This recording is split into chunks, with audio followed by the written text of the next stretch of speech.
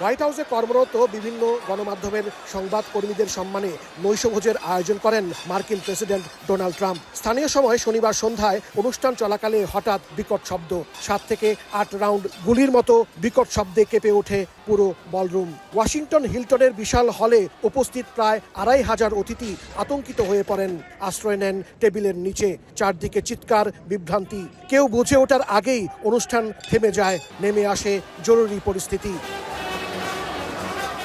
সঙ্গে সঙ্গে নিরাপত্তায় নিয়োজিত সিক্রেট সার্ভিসের সদস্যরা প্রেসিডেন্ট ডোনাল্ড ট্রাম্প ও ফার্স্ট লেডিকে সরিয়ে নেন। সেই সঙ্গে আমন্ত্রিত অতিথিদের সরিয়ে নেওয়া হয় নিরাপদ স্থানে।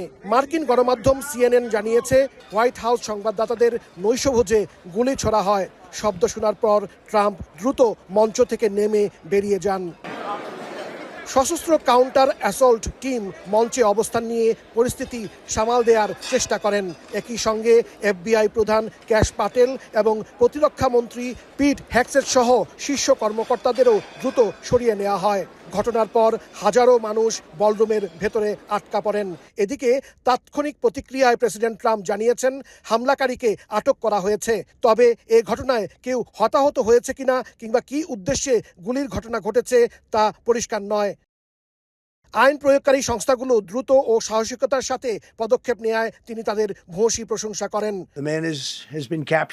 হামলাকারীকে ধরা হয়েছে। নিরাপত্তা কর্মীরা এখন তার অ্যাপার্টমেন্টে যাচ্ছে। আমার ধারণা সে ক্যালিফোর্নিয়ায় থাকে। সে মানসিক দিক দিয়ে অসুস্থ একজন মানুষ, খুবই অসুস্থ। আমি বলছি, আমি অনুষ্ঠানে থাকার জন্য সর্বোচ্চ চেষ্টা করেছি, কিন্তু নিরাপত্তা প্রোটোকলের জন্য পারিনি।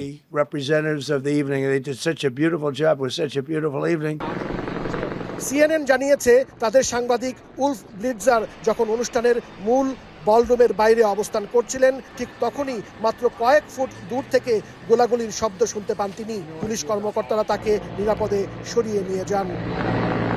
হোয়াইট হাউসের আয়োজনে নৈশভোজে গুলির ঘটনায় কেউ হতাহত হয়েছে কিনা কিংবা কী উদ্দেশ্যে গুলির ঘটনা ঘটেছে তা এখনও জানা যায়নি।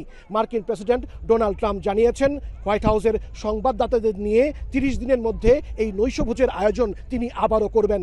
হাসানুজ্জামান সাকি, সময় সংবাদ, যুক্তরাষ্ট্র।